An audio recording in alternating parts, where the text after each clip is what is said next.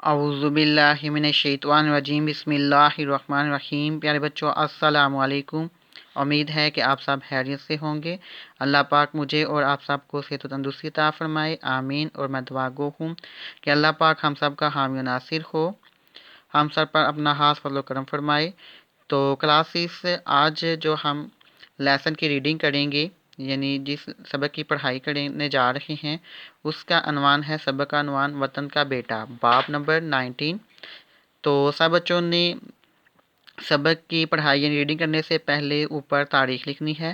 1 دسمبر 2020 یعنی 1 دسمبر 2020، پڑھائی دن منگل یعنی آج ٹیوزڈے ہے، تو آپ نے اوپر لکھنا ہے دن منگل۔ سبق کا عنوان وطن کا بیٹا۔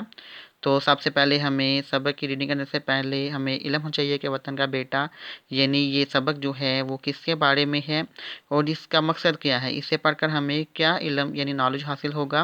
تو وطن کا بیٹا یعنی وہ بیٹا کہ جس نے، وہ بہادر انسان، اس سے مراد کہ جس نے وطن کی حفاظت کے لیے اپنی جان کا بے لوث نذرانہ پیش کیا، یعنی بغیر کسی لالچ کے اپنی جان جو ہے وہ وطن کی حفاظت کی خاطر جو ہے وہ اللہ کی راہ میں قربان کر دی۔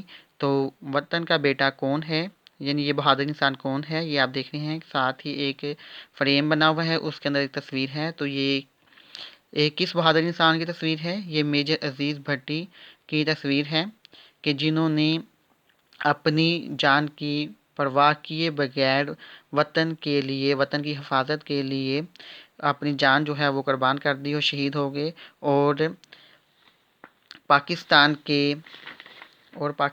کے اعزاز نشان حیدر یعنی اعلیٰ ترین اعزاز نشان حیدر حاصل کیا۔ تو یہ 6 اگست 1928 کی ایک صبح تھی جب ہانگ کانگ میں مقیم یعنی قیام پذیر مسلمان گھرانے میں ایک بچے نے دنیا میں آنکھ کھولی۔ بچے کی والدہ امانہ بی بی نے بڑے پیار سے اس کا نام عزیز احمد رکھا، یعنی میجر عزیز بھٹی کا نام کیا تھا جو ان کی والدہ نے رکھا؟ عزیز احمد۔ جب بچہ آہستہ آہستہ بڑا ہونے لگا تو گھر والوں کو اندازہ ہوا کہ یہ بہت نیک عادات کا حامل تھا۔ نرم دل ہونے کے ساتھ ساتھ وہ بے انتہائی سخی بھی تھا۔ سخی یعنی سخاوت کرنے والا۔ کسی کو ذرا سی بھی پریشانی میں مبتلا دیکھ کر اس کا ننھا سا دل فوراً اس کی مدد کرنے پر آمادہ ہو جایا کرتا تھا، مادہ یعنی تیار ہو جایا کرتا تھا۔ اس کی انہی عادات کی وجہ سے گھر والے اور دوست اسے راجہ کہہ کر پکارنے لگے۔ اسے اپنا یہ نیا نام اتنا پسند آیا کہ اسے اپنے نام کا مستقل حصہ بنا لیا۔ مستقل حصہ یعنی